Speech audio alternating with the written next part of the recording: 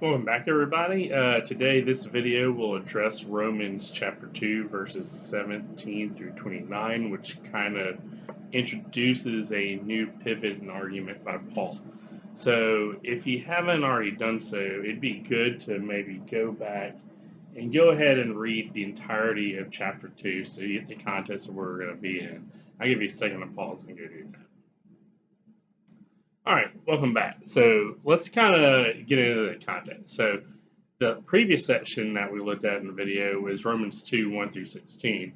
And when you read this, Paul nowhere specifically singles out his Jewish readers or the Jewish people.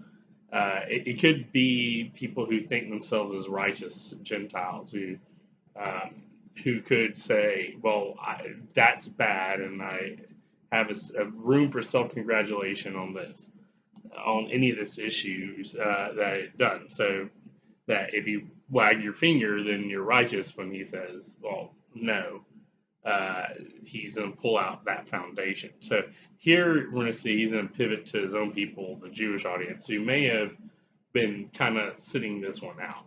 So before we get going, this passage would be extraordinarily terrible to take out of context to point fingers at Jews in particular. What Paul's doing is systematically going through the entirety of his audience and removing any ground for self-congratulation for righteousness from any point of his audience, from Gentiles, from those that considers us righteous, and for the rest of the audience, the non-Gentiles, which would be the Jews. And so he's pulling each foundation out. So if you come out of this thinking, well, look at those people, you've done this wrong fundamentally in every way. This is so again, like this is a whole letter, and he's pivoting back and forth, and so the Gentile audience kind of got it hard earlier. Well, the Jewish audience part of the audience may have been thinking, well, I never worshipped idols and never did this or that, and so they may be looking back at stuff in Romans 2, 1 through 3 at the beginning, that type of person who can condemn what they see as wrong. Well, what they're going to do is basically then pivot and go to the Jewish audience to make sure everybody is fully included in what he's addressing. So what we're going to do is we're going to kind of pick our way through this entire thing. So starting in verse 17, he says, but if you call yourself a Jew, and so this is pivoting away from the Gentile audience. So this would be kind of why this would be the good divisor for this. It introduces a new strain as and they go on through pretty much to 3 verse 8. We're going to break this into two parts, but really those two sections should go together. Because what Paul's going to do here, he's going to look at the disadvantage of the Jews, but he's going to pivot back and he's like, well, in Romans 3, he's going to say, well, what good is it to be a Jew? What good is it to be chosen? And then he will say so. So Romans 3, 1 through 8 kind of goes with this section, but it's just kind of a little bit much to do it all at once.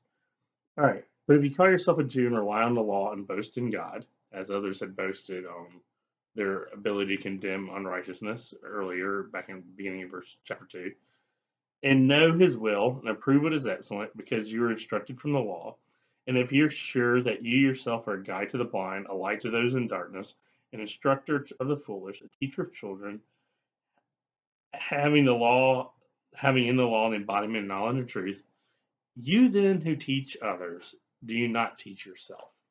So basically he's saying God has instructed you to be the instructors of the world, to be a blessing to the nations. You have put yourself on a pedestal. Well, now he's about to drop the hammer. He says, you that teach others, why not teach yourself? And he's going to kind of unleash a list of things. Now, these are not meant to be things that he thinks everybody does. They're kind of like spectacular examples to remind themselves, oh, our people have done this and our people have done that. So it's not meant to be something you've all done, but it says, while you, if you're banking on your birth for doing anything, preach against stealing, do you steal? You say one must not commit adultery. Do you commit adultery? You who abhor idols, do you rob temples? This actually may be a direct reference to they had the temple offering that was be an annual thing of that the Romans was like one of the big things they did in service of the Jewish people. They collected a temple offering from all the Jews from the entire Mediterranean, and it was basically about a half coin each. There's actually a famous story in the Gospels where Jesus and Peter need an offering, and so Peter is told to go pull up a fish, and the fish has a coin, and that pays Jesus and Peter's tax. So that coin that they pulled out would be half of that would be taxed for one person. Well, all that money went to eventually to fund the temple for the next year, and there's a big treasure fleet that bring it there. Well, it got hijacked at one point, so that was probably an in the news kind of thing in Paul's day, and they're like, "Oh yeah, if I'm banking on my birth, a lot of things have gone wrong with my birth. Maybe I shouldn't do that." So you have wore idols. Do you rob temples? You who boast in the law dishonor God by breaking the law, for it is written, the name of God is blasphemed among the Gentiles because of you. And this is going to be, that's many of the prophets kind of allude to that idea. But that is written in Isaiah 52:5. And so he's saying, like, if you break the law, the point of this is to have a law, but if you break the law, it's no good. For circumcision, the being set apart at birth as a Jew, indeed is of value if you obey the law. But if you break the law, your circumcision becomes uncircumcision. The point of it is to follow law, which we're going to see later in Romans, Paul is in a despair of. So if a man who is uncircumcised keep the precepts of law, will not his uncircumcision be regarded as circumcision? So if you're a lawbreaker as a Jew, you're not doing the real benefit of being a Jew, but if you're a law follower and not a Jew, then that's the point. Now, we going to find out is neither are particularly good at following the law, but it's not the birth that does it. It's the law that would have done it, the law that proves to be weak in the end.